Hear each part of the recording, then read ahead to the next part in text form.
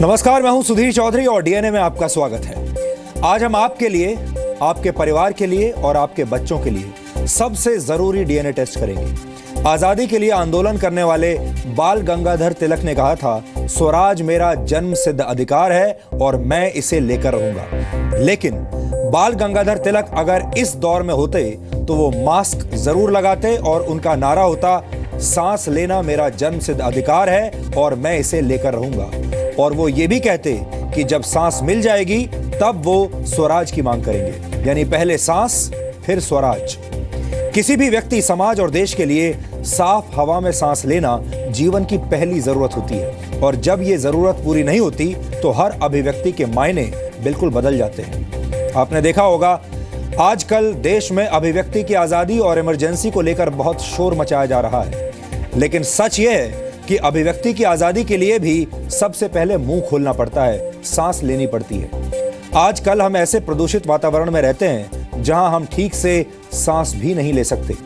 हवा ने हमें एक तरह से अपाहिज बना दिया है। हर सांस के साथ हम बीमार हो रहे हैं और एक तरह से हम किसी भी अभिव्यक्ति के काबिल नहीं रह गए हैं।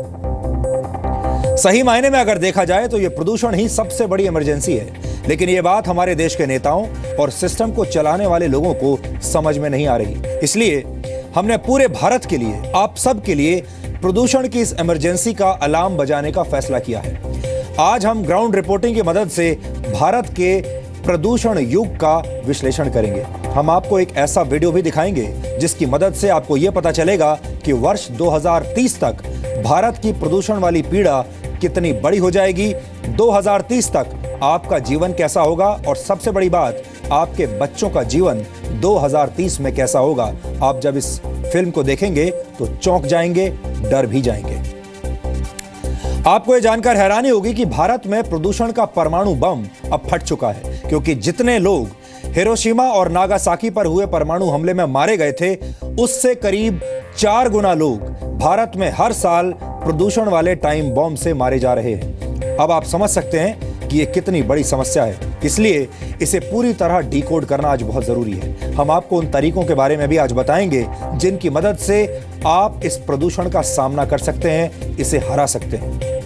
आज हम आपको यह भी बताएंगे कि दूसरे देशों ने प्रदूषण को कैसे हराया है, ताकि आपको यह पता चल सके कि आपकी सरकार कहां कमजोर पड़ रही है, क्योंकि कई बार आपकी सरकार आपको सही जानकारी नहीं देती। कई बार आपकी सरकार आपको कहती है कि यह संभव नहीं है, लेकिन अगर यही बात, यही चीज दूसरे देशों में संभव है तो फिर हमारे देश में क्यों नहीं? ये सवाल आज हमें अपनी सरकारों से पूछना चाहिए।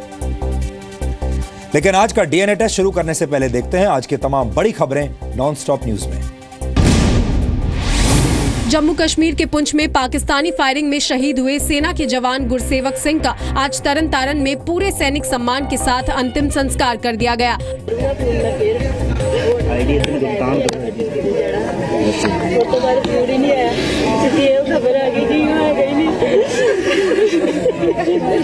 वहीं पुंछ फायरिंग में शहीद हुए दूसरे जवान राजेंद्र तुपारे का पार्थिव शरीर कर्नाटक के बेलगाम पहुंचा। शहीद राजेंद्र का अंतिम संस्कार कोल्हापुर में उनके गांव में होगा।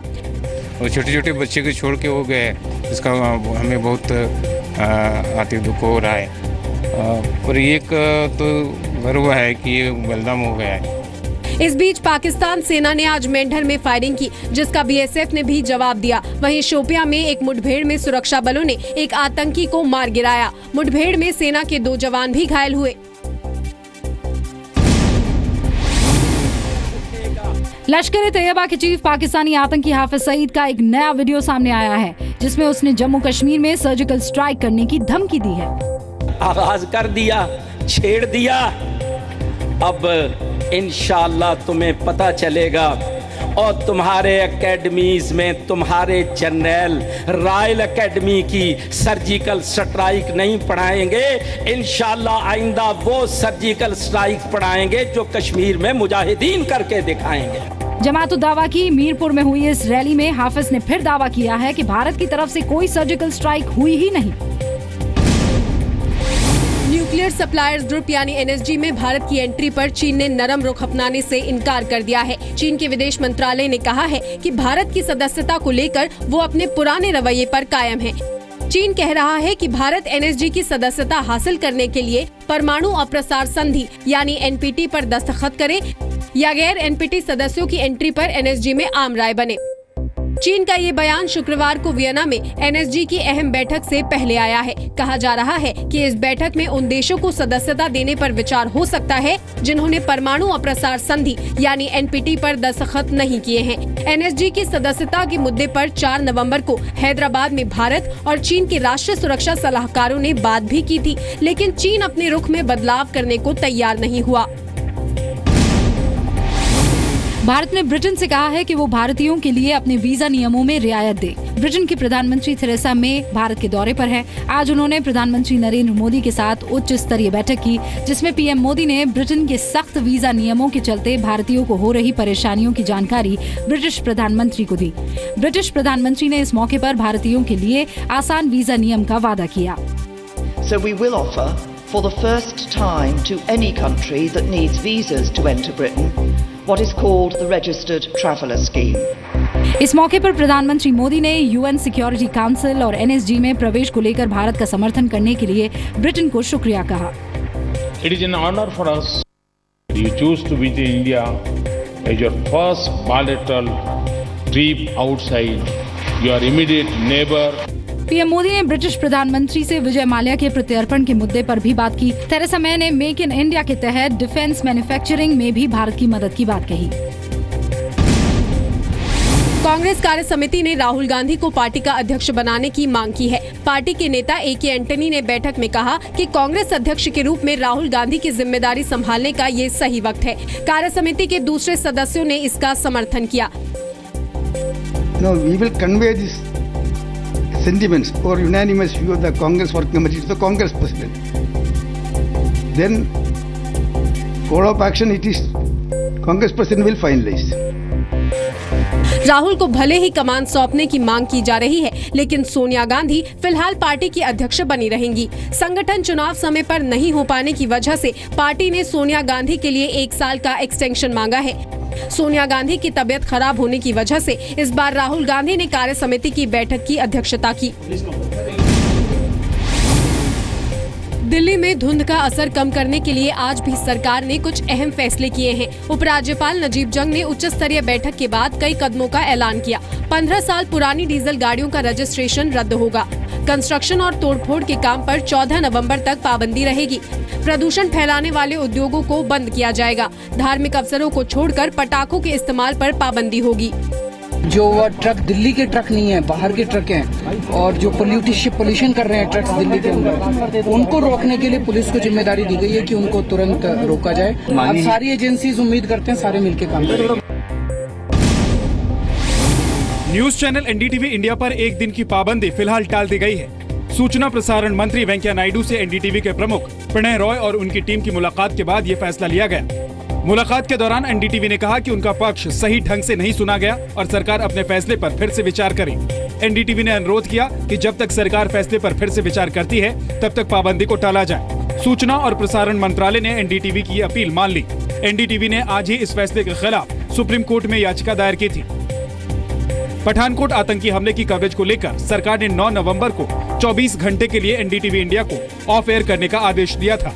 चैनल पर आतंकवादी हमले के दौरान देश की सुरक्षा से जुड़ी अहम जानकारी दिखाने का आरोप है। सूचना प्रसारण मंत्रालय की ओर से बनाई गई अलग अलग मंत्रालयों की समिति ने एनडीटीवी इंडिया पर कार्रवाई की सिफारिश की थी।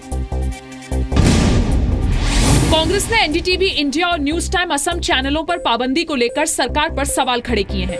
कांग्रेस कार्य समिति की बैठक में पार्टी उपाध्यक्ष राहुल गांधी ने कहा कि मोदी सरकार सत्ता के नशे में चूर है और असहमति की आवाज को दबाना चाहती है। राष्ट्रीय सुरक्षा की आड़ में सवाल पूछने से रोका जा रहा है। जिस प्रकार से एनडीटीवी चैनल को बैन कर दिया गया है, जिस प्रकार से असम में भी एक और टीवी चैनल को बैन किया गया है, उन सब पर जो हमला बोला जा रहा है अभिव्यक्ति की आजादी पर मोदी सरकार के द्वारा, उसकी घोर और कठोर निंदा कांग्रेस कार्य समिति ने की। सरकार ने कांग्रेस के आरोपों को ठुकराते हुए कहा कि यूपीए के राज में 21 चैनलों पर पाबंदी लगी थी। And during UPA regime, 21 channels were banned. Some of them were banned for airing midnight masala. प्रधानमंत्री मोदी ने कहा है कि करप्शन को लेकर आम लोगों के मन में नेताओं की अच्छी छवि नहीं है और ऐसी सोच पब्लिक का भरोसा जीतने में बाधक बनती है। ये बात सही है कि सबसे बदनाम बिरादरी हमारी जो है ये सारे कार्यकलाप में मेरे वाली है। देश में किसी को भी पूछो सबसे ज्यादा करप्ट कौन लोग हैं तो हम लोगों का नाम आता है, राजनेताओं का। सतर्कता जागरूकता सप्ताह के समापन समारोह में प्रधानमंत्री ने कहा कि जो ईमानदार है उनके लिए भी मुश्किलें कम नहीं है।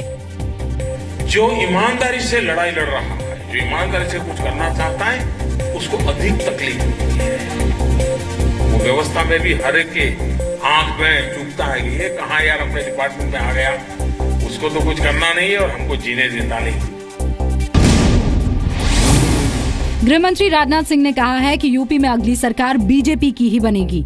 बीजेपी की परिवर्तन यात्रा में करैना पहुंचे राजनाथ सिंह ने कहा कि यूपी को लोगों को आपस में लड़ाने वाली समाजवादी पार्टी नहीं बल्कि विकास कराने वाली भारतीय जनता पार्टी चाहिए। आपके झगड़े का खामियाजा उत्तर प्रदेश की जनता को भुगतना पड़े, ऐसा नहीं होना चाहिए। बहनों भाइयों, हमें तो उत्तर प्रदेश में न तकरार चाहिए न भ्रष्टाचार चाहिए। हमें तो उत्तर प्रदेश में इस समय विकास के लिए भाजपा की सरकार चाहिए। उधर बीएसपी प्रमुख मायावती ने कहा कि बीजेपी सरकार ने कुछ भी काम नहीं किया, इसलिए उसे रैली निकालनी पड़ रही है। श्री नरेंद्र मोदी की सरकार ने अपने लगभग 2.5 वर्षों के शासनकाल में यहाँ अपने लोकसभा चुनावी वायदों का 1/3 कार्य भी पूरा किया होता तो फिर इनको अपनी परिवर्तन यात्रा आदि निकालने का ये सब ड्रामा आदि नहीं करना पड़ता। दिल्ली महिला आयोग ने जेएनयू की छात्राओं के साथ कथित बदसलूकी को लेकर पुलिस कमिश्नर से जवाब मांगा है। महिला आयोग ने एक छात्रा की शिकायत पर ये कार्रवाई की है। महिला आयोग ने नोटिस का जवाब देने के लिए दिल्ली पुलिस को 3 दिन का वक्त दिया है।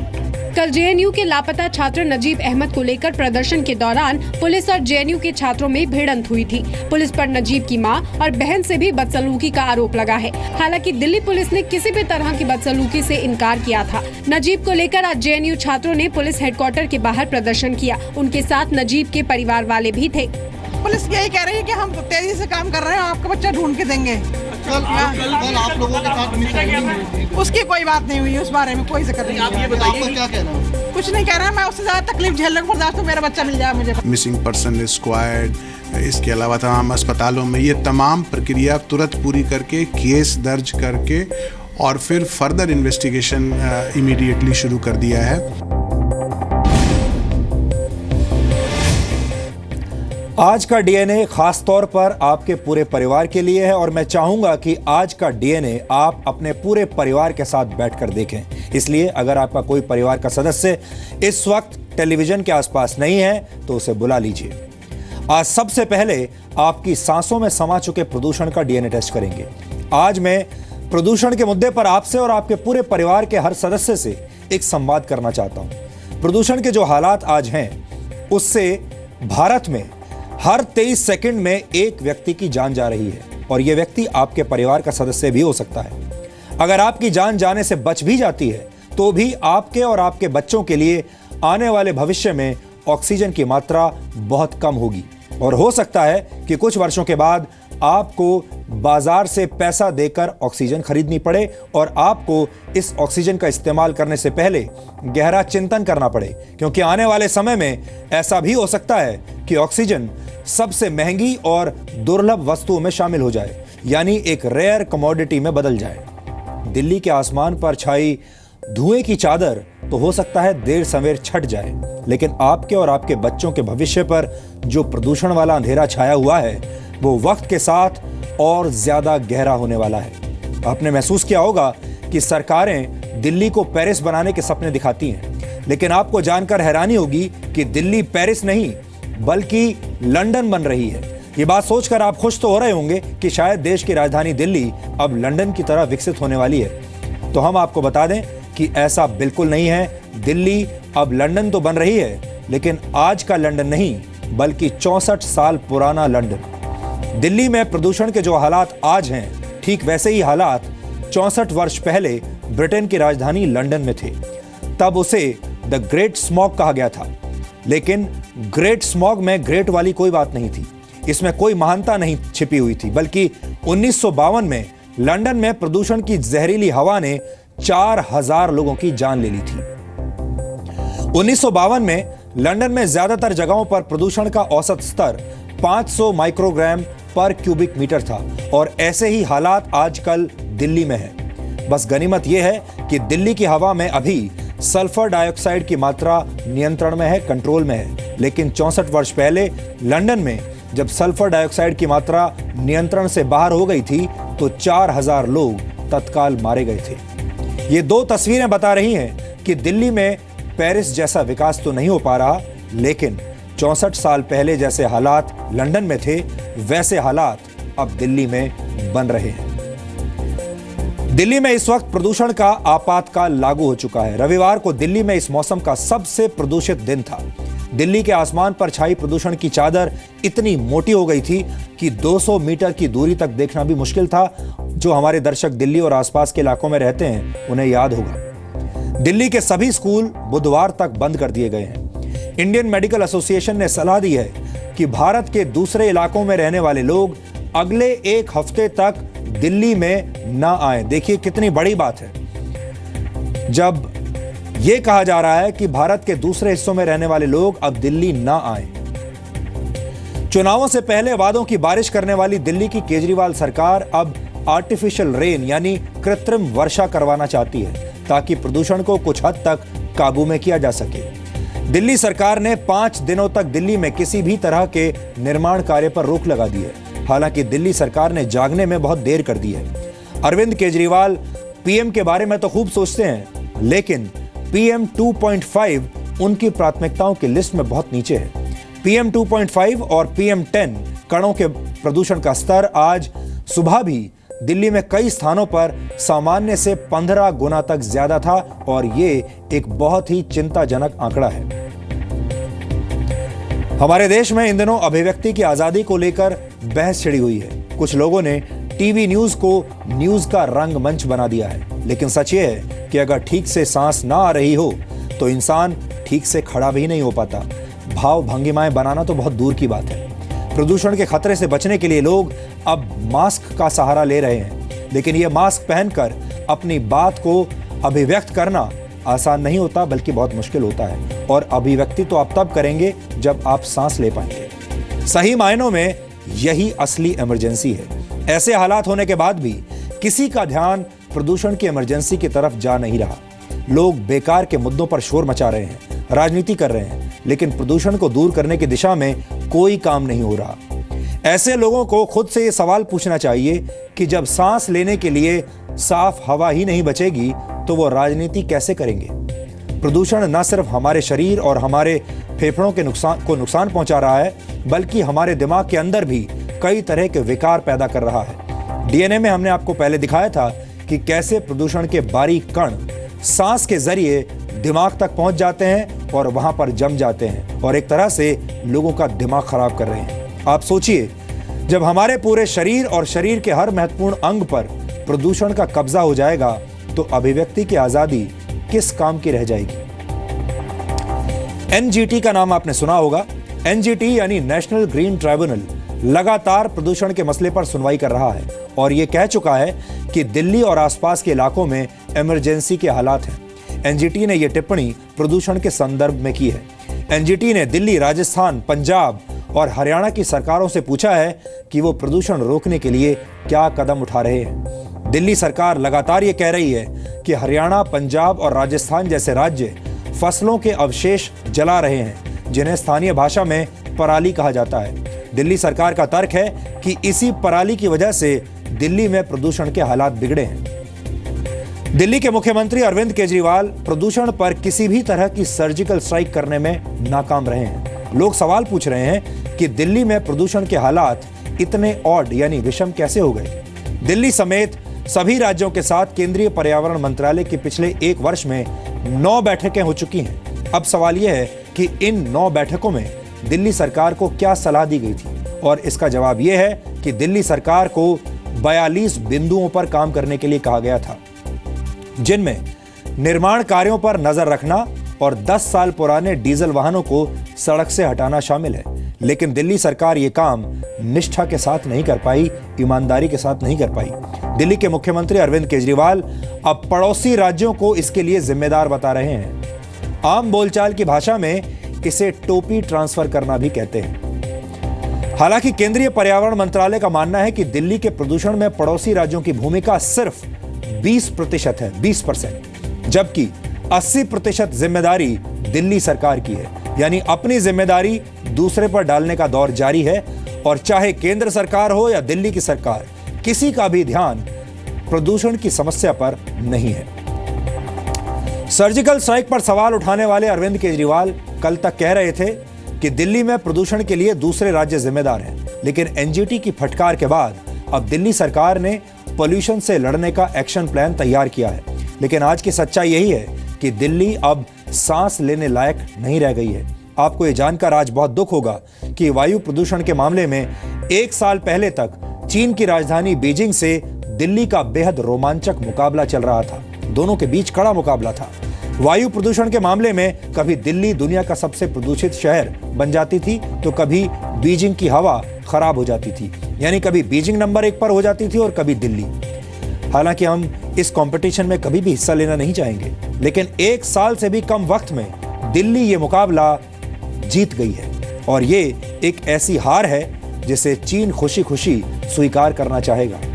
प्रदूषण के मामले में दिल्ली वर्ल्ड चैंपियन बनकर उभरी है और ये दिल्ली ही नहीं, पूरे देश के लिए शर्म की बात है।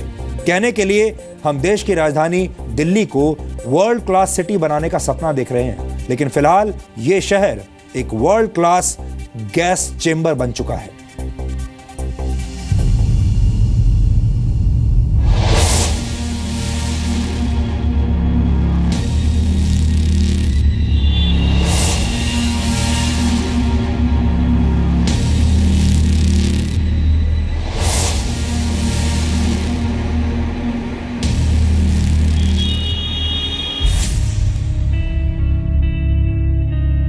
और इस वक्त हम शांति पथ पर मौजूद हैं। एयर क्वालिटी इंडेक्स के मुताबिक फिलहाल यहाँ का स्तर 369 यानी 369 है, जो कि खतरनाक की कैटेगरी में आता है। दिल्ली यूनिवर्सिटी में है और प्रदूषण का स्तर 500 से ऊपर है। जो मैं इस वक्त राजपथ पर खड़ी हूँ, PM 2.5 लेवल जो है वो 500 पार कर चुका है।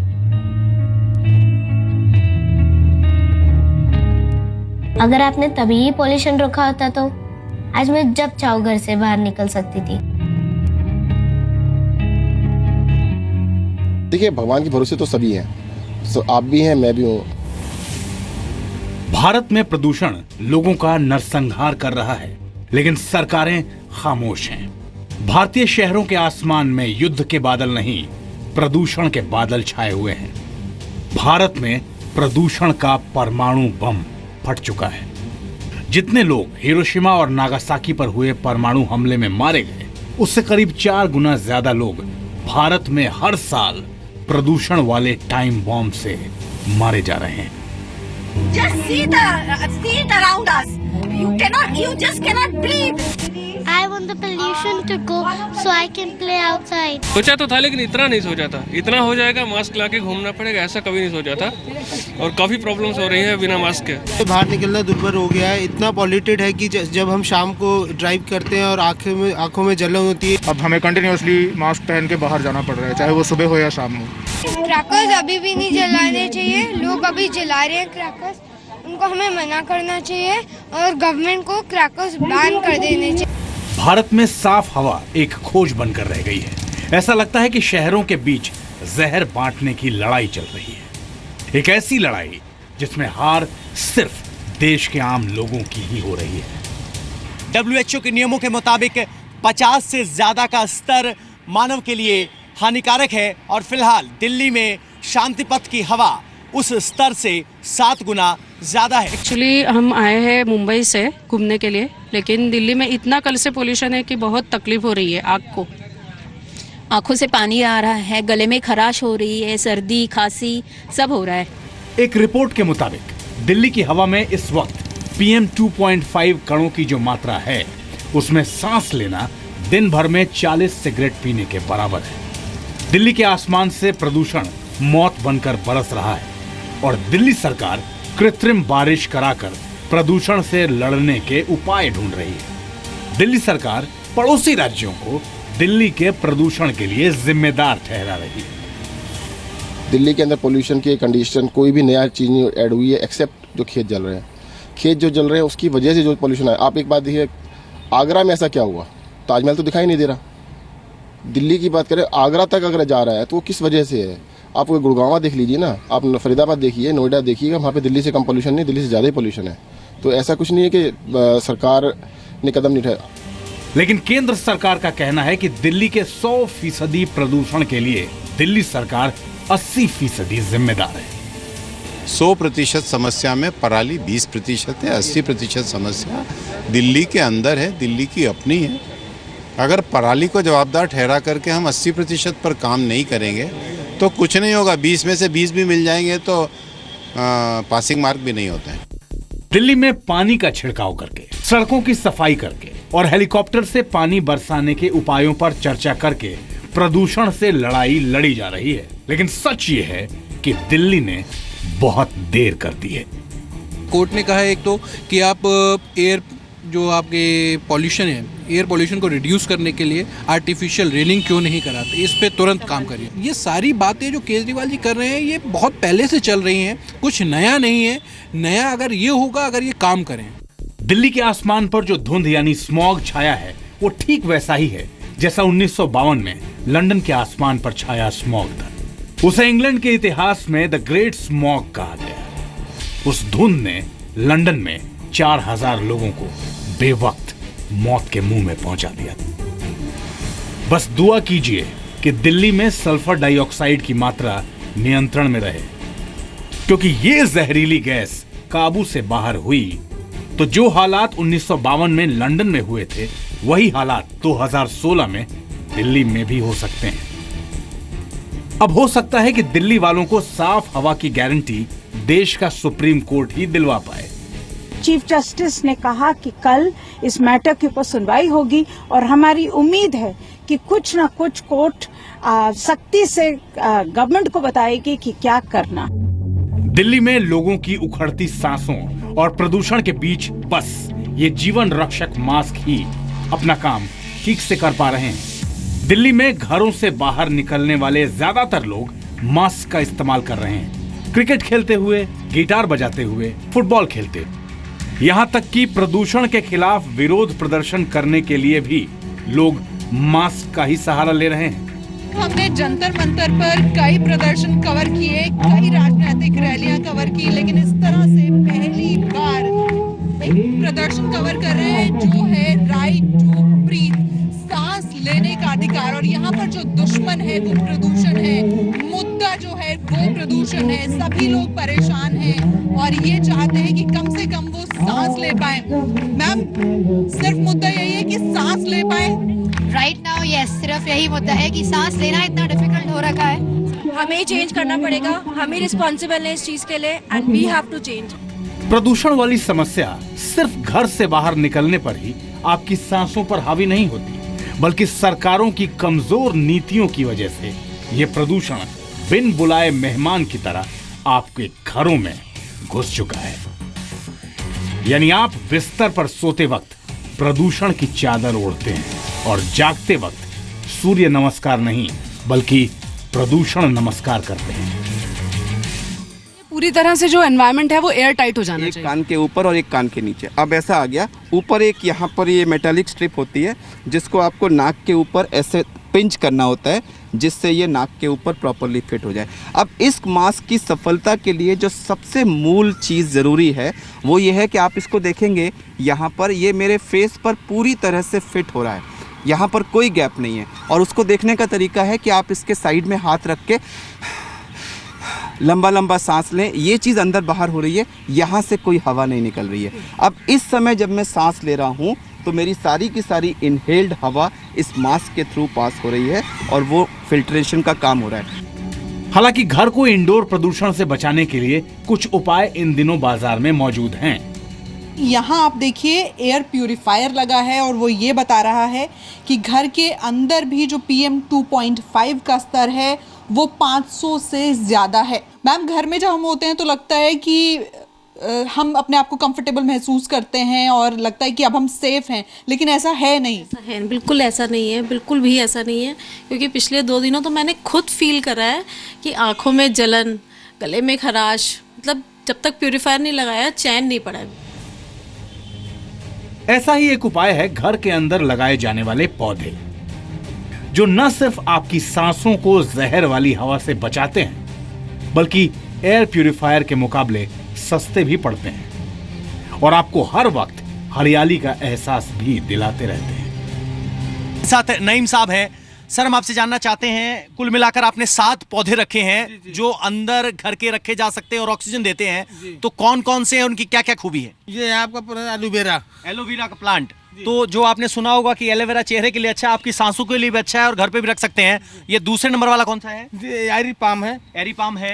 इसकी क्या खासियत होती है कि लंबे पत्ते होते हैं? लंबे पत्ते होते हैं, इसमें जो है ऑक्सीजन फेंकता है। ऑक्सीजन फेंकता है। ये कौन सा पौधा है? वो अपना क्रोफाटम है, जिसके पत्ते बीच में हरे हैं, किनारे सफेद रंग के हैं। आप अच्छे से पहचान लीजिए, क्रोफाटम बोलते हैं इसको। ये भी ऑक्सीजन देता है। ये क्या है? ये पीस लिली है। ये पीस लिली है। काफी चटक हरे रंग के पत्ते होते हैं, ये भी ऑक्सीजन देते हैं। सड़कों के किनारे लगे पेड़ भले ही विकास वाली आरी से हताहत हो रहे हों, लेकिन अब छोटे छोटे पौधों को गोद लेकर लोग अपने साथ साथ अपने बच्चों का भविष्य भी बचाने की कोशिश कर रहे हैं। एयर क्वालिटी तो बहुत इम्पॉर्टेंट है अभी, because there so much smog, fog, pollution.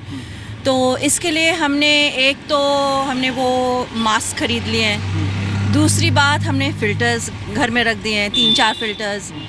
और तीसरी जो बच्चा है, ये प्लांट्स कर रहे हैं हम। तो कितने प्लांट्स खरीदे हैं आपने? हमने 20 प्लांट खरीद रखे हैं। ये वो पौधे हैं जो घर के अंदर ammonia, benzene, formaldehyde, trichloroethylene, carbon monoxide, xylene जैसे घातक गैसों और तत्वों को सोखने की क्षमता रखते हैं। ये एक ऐसा रामबाण है जिसका इस्तेमाल करके आप अपने घरों में सुखी, सुरक्षित और स्वस्थ जीवन व्यतीत कर सकते हैं। लेकिन दिल्ली में 100% शुद्ध सांस लेने के लिए आपको भगवान को भी मनाना पड़ेगा, क्योंकि अगर मौसम ने साथ दिया तो ही दिल्ली वालों को प्रदूषण से बड़ी राहत मिल पाएगी। जो एंटी साइक्लोन एस्टैब्लिश हो चुका था, जिसकी वजह से ये एकत्रण हो रहा था पार्टिकुलेट मैटर का, आज से चूंकि विंड स्पीड बढ़ रही है, तो 1 किलोमीटर के ऊपर जो विंड्स है स्ट्रॉन्ग नॉर्थ वेस्टलीज हो रही हैं, जिससे ग्रेजुअली इंप्रूवमेंट होगी। बट चूंकि लोअर लेवल पे अभी भी इन्वर्शन ब्रेक नहीं हो रहा, तो सुबह शाम फॉग या डस्ट, सुबह शाम फॉग का होना संभावित है। पहले प्रदूषण की समस्या कभी कभार इतनी विकराल होती थी, लेकिन अब प्रदूषण का आना भी एक ऋतु यानी मौसम बन गया है और इस ऋतु का काल बढ़ता जा रहा है। सभी मौसमों को पीछे छोड़ते हुए ये प्रदूषण ऋतु हजारों लाखों लोगों को काल के गाल में पहुंचा रही है। निवृत्ति मोहन, रूफी जैदी, रविंद्र कुमार और यशस्विका के साथ पवन नारा, जी मीडिया, दिल्ली ब्यूरो रिपोर्ट।